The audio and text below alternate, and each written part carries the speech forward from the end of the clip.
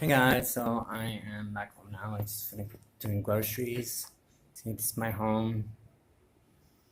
Cute little living room. Still putting the wall decor up. Kitchen.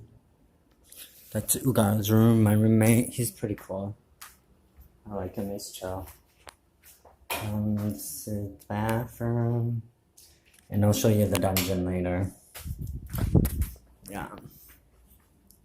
And so yeah, this is my humble, well, mine and Ugar's humble little place. More so Ugar's. I just moved in, so I try to respect his space as much as possible. I also try to make sure he's comfortable in his own home, because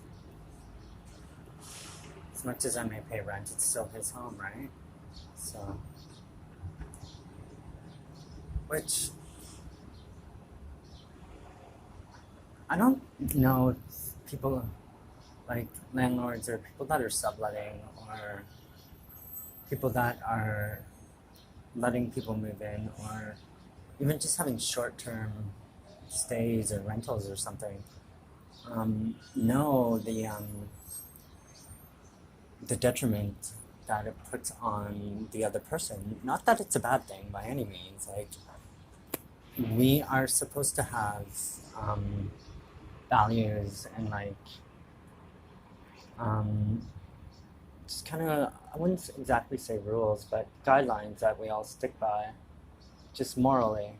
And I know when I'm in someone else's home, I try my best to go out of my way to make sure they're comfortable, that no matter what, whether it be doing extra cleaning or cleaning around the house, buying things to make their home look better, but not things that are just for me, but I try to get to know them. I try to buy things that they would enjoy themselves as well, so that the two people can kind of, instead of just live together, coincide together. I think that's when you're able to have the best roommate situation. Don't ever be roommates with friends. It doesn't work. I've only had it work with one person, and that was a straight boy, Justin.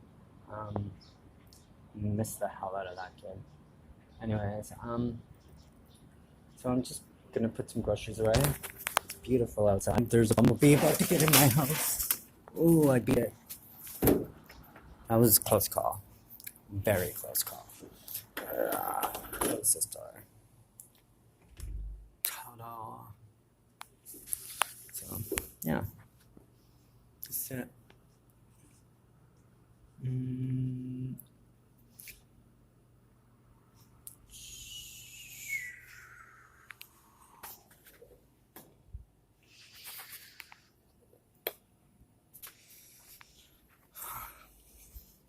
Oh, so I bought this coffee table. It's cute, right? And this is mine as well. I kind of like it. It's very old and rustic in its own way. I wouldn't mind doing a kind of gold or silver powder paint over it. Give it an extra glimmer. Definitely not glitter. God knows there's enough glitter in my ass. I shit glitter, for fuck's sakes. Yeah. Oh, and the dish as well. So, and the printer, that picture, all the pictures but the poster. So, I'm pretty proud of myself, actually. I got to Toronto about 2 months ago now, something like that. And normally when I get to Toronto, I have a tendency of just going apeshit and going AWire. Mind you, I've definitely had my moments of that. Definitely. But I don't allow myself to fall into it for too long, because I find if I keep making the same choices one after another, but consecutively, right? So it's I've come I'm 31 years old. I blog, I journal. I've been writing for a long time. And I do this so I can go back and I can read over it and I can learn about myself and I can get to know myself better and get to know my cycles and just the way that I work because if you can figure me out, please let me know because I can't even figure me out half the time. But yeah, I forget where I was going with that. It's not really a big deal. But oh yeah, and that's where I was going with that. I have in Montreal for the past 3 years. In Montreal, when you have Montreal to Ontario, um, social benefits coverage or disability coverage and healthcare system are different.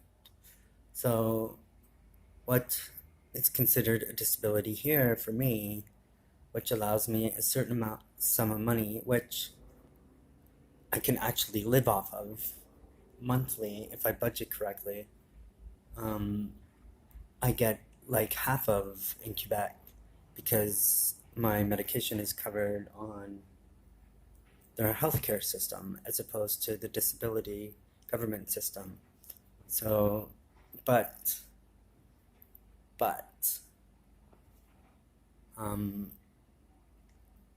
you don't receive those benefits unless you're on social assistance through the healthcare system. It's really twisted how it works out. I don't know, I can't explain it, but it's just twisted. So, I spent the past 3.5, 4 years having to escort my way through life. I'm not, I don't regret it. It's fun, whatever. It's not totally, some people would say I'm better than that. I'm classier than that. But you know what? We each have our, I don't know, our survival techniques, I guess you could say. And once you go into survival mode and you need to pay bills or you need to eat or support a habit that you may have, um, you go above and beyond. You'll do anything to survive or to get what it is that you need. And that's the easiest thing I know how to do is sell me because me is I'm easy to talk to. I'm easy to talk as what how do I say that? As I am very much my own worst critic and it's really hard for me to think, oh hey, I'm an attractive person or just because I've done bad things in the past doesn't make me who I am today or even I am not my how do I say that? I don't believe in bad people, I believe in bad choices. But I also believe that not all choices are made by choice. Some choices are made out of situations, some choices are made due to being a victim of your surroundings. And I'm not saying I'm not playing the victim card by any means because I make my own choices 100%. Um, although one thing I've come to learn as an adult is your choices are all affected by your surroundings and the people you choose to surround yourself with. Um, now, I've come to acquire a lot of friends or a lot of people that have really been there for me over the years that other people would find really scary or really intimidating or just over the top or not your typical sort of everyday person. And but these people have been there for me and I can't, no matter how hard I try, just push them away. That wouldn't be fair. Because just because they're in a struggle that I'm not in that moment doesn't mean that I should turn my back on them, because God knows this, I've had that happen to me enough, right? But a lot of that has been brought on by myself. Anyways, I'm gonna pause this so I can upload it and restart it.